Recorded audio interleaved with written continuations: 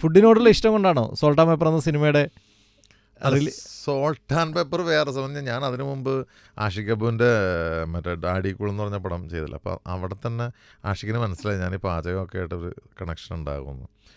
അപ്പോൾ എന്നെ വിളിച്ചിട്ട് ഇങ്ങനെ ഒരു പടമുണ്ട് എന്ന് പറയുമ്പോൾ ആദ്യം ഞാനത്, കാരണം ഞാൻ ആ സമയത്ത് ഞാൻ ഡയറക്റ്റ് ചെയ്യുന്നൊരു മനുഷ്യമൃഗം എന്ന് പറഞ്ഞ പടത്തിൻ്റെ അതൊന്ന് എങ്ങനെയെങ്കിലും തീർക്കാൻ വേണ്ടി ഓടിയെടുക്കുന്ന സമയമാണ്. അപ്പോൾ ഞാൻ ആദ്യം അത് ഇല്ല എന്ന് പറഞ്ഞ് ഒഴിവാക്കാൻ നോക്കിയതാണ്.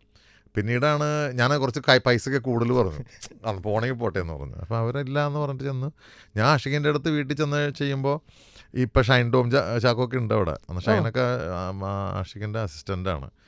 അങ്ങനെ കുറേ പേര്, പിന്നെ ഈ ശ്യാം പുഷ്കറും അതുപോലെ ദിലീഷ് നായർ, ഇവരൊക്കെ എല്ലാ ടീമും ഉണ്ട് അവിടെ. അങ്ങനെ ഞങ്ങൾ ഫസ്റ്റ് ചെയ്തത് കലൂർ മാർക്കറ്റിലേക്ക് പോവാം. ചേട്ടാ നമുക്ക്, അപ്പോൾ ഞാൻ ഫസ്റ്റ് നോക്കുമ്പോൾ നല്ലൊരു കിച്ചൺ അവർ താമസിച്ച സ്ഥലത്ത്.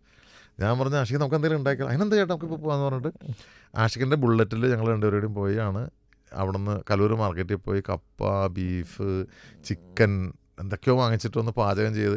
ഇതിൻ്റെ ഇടയിലാണ് എൻ്റെ അടുത്ത് ഇവർ വന്ന് ഈ സംഭവം പറയുന്നത്, ചേട്ടാ ഇത് തന്നെയാണ് ചേട്ടൻ ഈ സിനിമയിൽ എന്ന് പറയുന്നത്.